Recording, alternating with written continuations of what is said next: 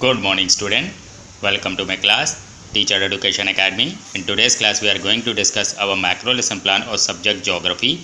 आज की जो स्किल हम डिस्कस करने जा रहे हैं वो है डिमॉन्स्ट्रेशन स्किल। चलिए स्टार्ट करते हैं। टॉप पे हम लोग हमेशा की तरह मैक्रो लेसन प्लान लिखेंगे, डेट आज की डेट डालेंगे 7/10/2024, सब्जेक्ट ज्योग्राफी, टॉपिक मैं बताऊंगा कब लिखना है।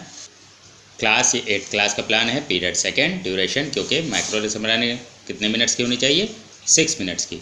और स्किल कौन सी डिस्कस करने जा रहे हैं हम लोग, डेमोन्स्ट्रेशन स्किल।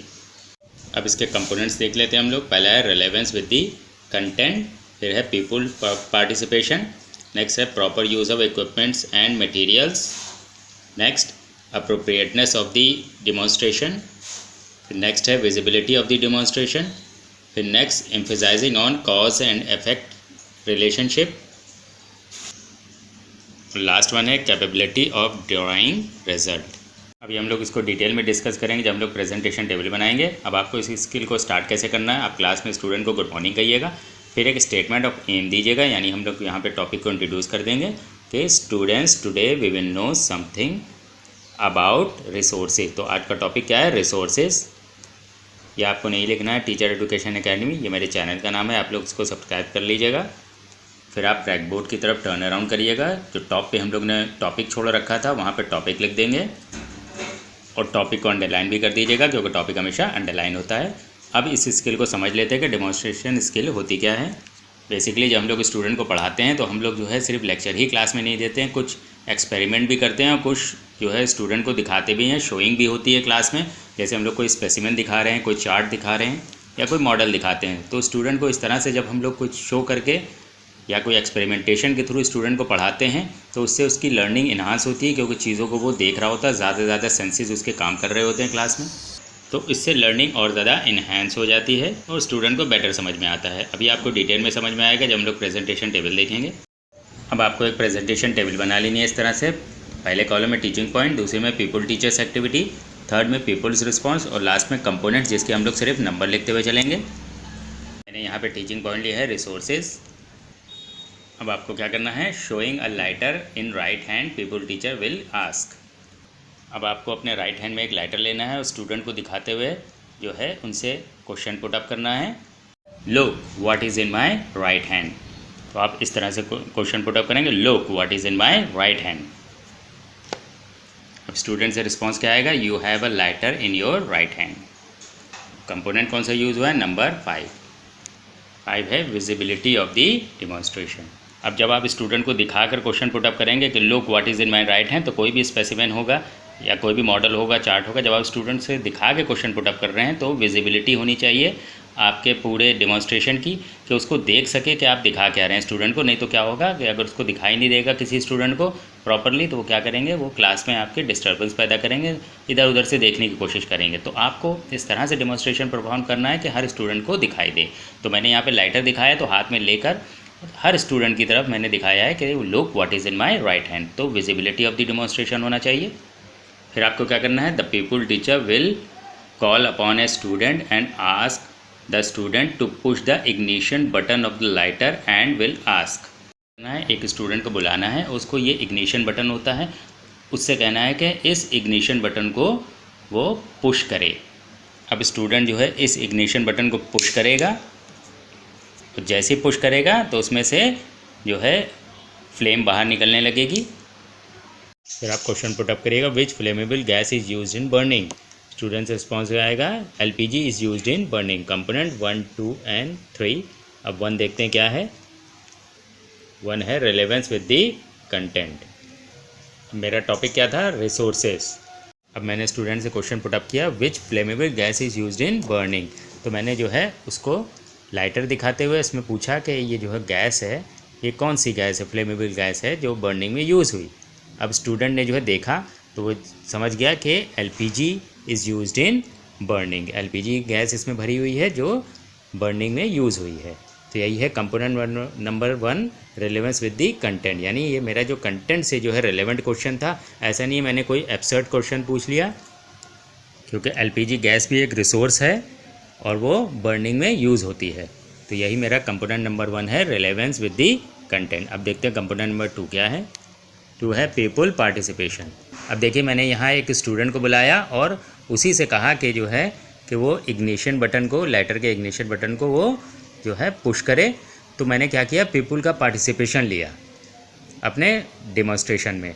तो आप क्या करेंगे, मैक्सिमम जो है आप कोशिश करेंगे कि जो है कि पीपल का पार्टिसिपेशन होना बहुत ज़रूरी है, क्योंकि इससे क्या होगा, जब पीपल पार्टिसिपेट करेंगे तो उनकी लर्निंग और ज़्यादा स्ट्रांग होगी, क्योंकि वो चीज़ों को करके सीख रहे हैं, लर्निंग बाय डूइंग। तो पीपल का पार्टिसिपेशन होना चाहिए। ये कंपोनेंट नंबर 2। और 3 कौन सा है, proper use of equipments and materials.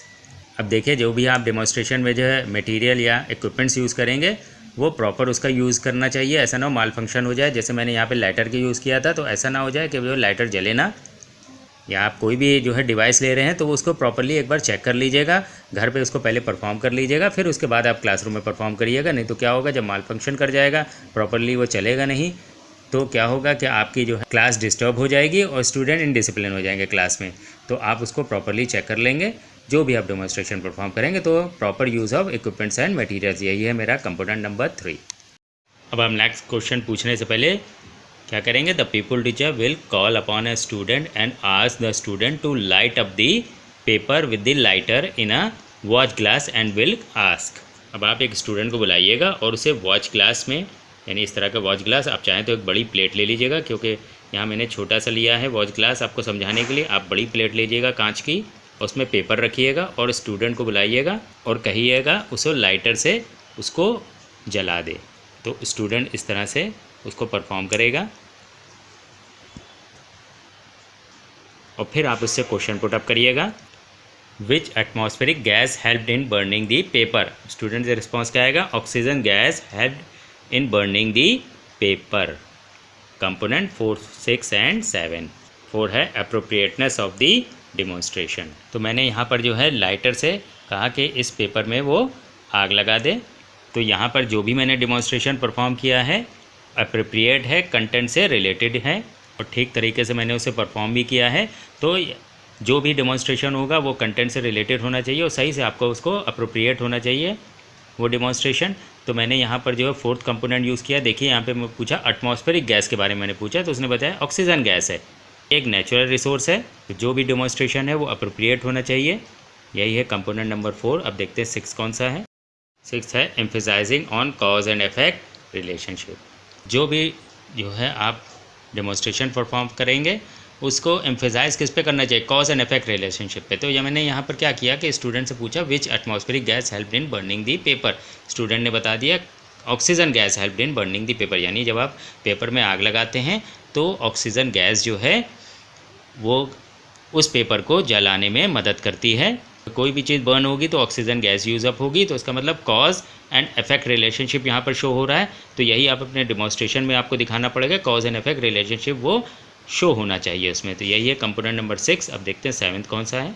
7th है कैपेबिलिटी ऑफ ड्राइंग रिजल्ट, यानी जो भी आप डेमोन्स्ट्रेशन परफॉर्म करेंगे तो उसमें ये कैपेबिलिटी होनी चाहिए, यानी स्टूडेंट उसमें से कोई रिजल्ट ड्रॉ कर सके।